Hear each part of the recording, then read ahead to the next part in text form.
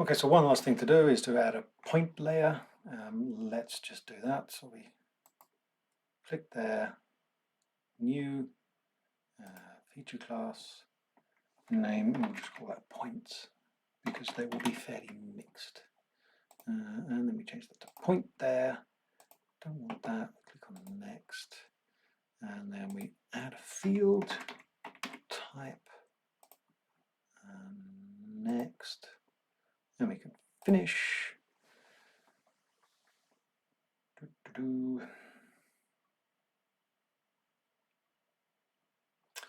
Yeah, and then we add that to the current map.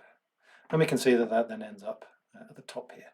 And it's not just because we've created these layers in this particular order, but also Arc generally will try, at least when you have this list by drawing order chosen here, it will try to list them in a cartographically correct order, so that points are on top of lines, which are on top of polygons.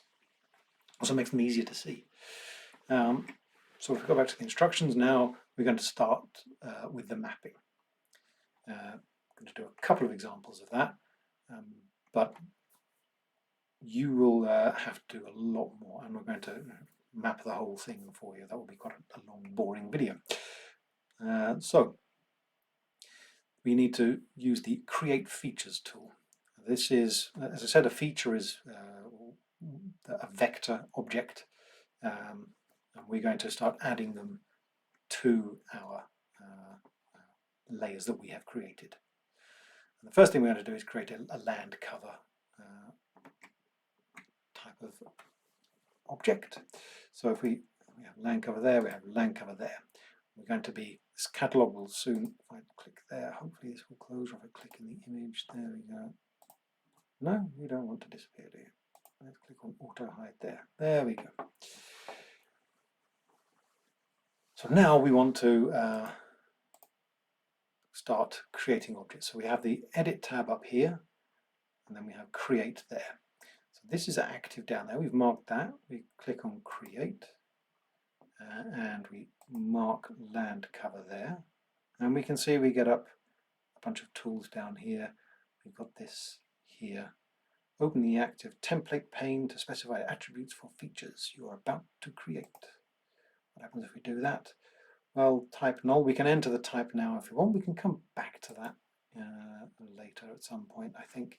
For now, let's just start creating a polygon covering a particular area.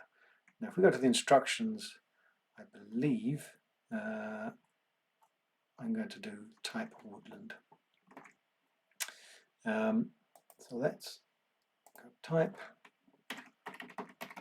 woodland, and then go back, and we're going to do this here. I'm not going to be terribly picky here about the exact shape of the woodland or the type of woodland, because we have other things. We don't have that much woodland here, and this is a very simple exercise. But a good tip when mapping is, of course, to start outside the area of interest. So we can start down here, and we'll just call that woodland around here, and we can see that it behaves in quite a curious manner, but let's not worry too much about that just yet, because it will, in the end, sort itself out approximately. Now, exactly where this woodland goes is kind of tricky to say. We can get that to move over a bit, use the arrow key, and then we can continue kind of down here. Cartographically speaking, I'm not sure this is brilliant, but we'll say it suffices. So we've created this area here, and if we think we're happy with that, we can now right click and finish. So now we've created one object, and it's blue in this case. You may have a different color here, but for me here, I've got blue. As you can see in the instructions, when I did this, it was a completely different color. It was some sort of purpley thing. So I've got the woodland there, gone round. It appear to be a slightly different area. Perhaps I've changed things since then. But that was our woodland.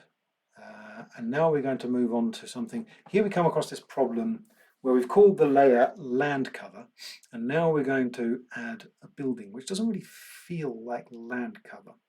But for the sake of this exercise, let's just say that polygon objects are land cover. They're covering some land.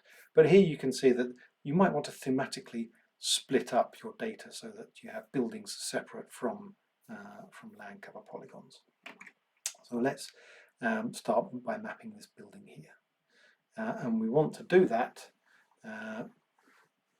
by looking at, so this is a part of the problem of interpreting aerial photographs.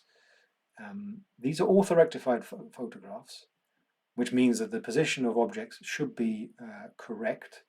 But as we can see that the aeroplane was obviously somewhere over here, and we can see the sides of the buildings on this side, but not on this side. So we're going to have to do a little bit of guesswork as to the exact location. We can be fairly accurate. That's not a problem. If we were to click there and there and there, now we could try and sort of square that off. Do we get it correctly? Sort of, yeah, I mean, we can try. Click there. Does that look good? And then right click and then finish. Are we happy with that? It's possible that we could be happy with that.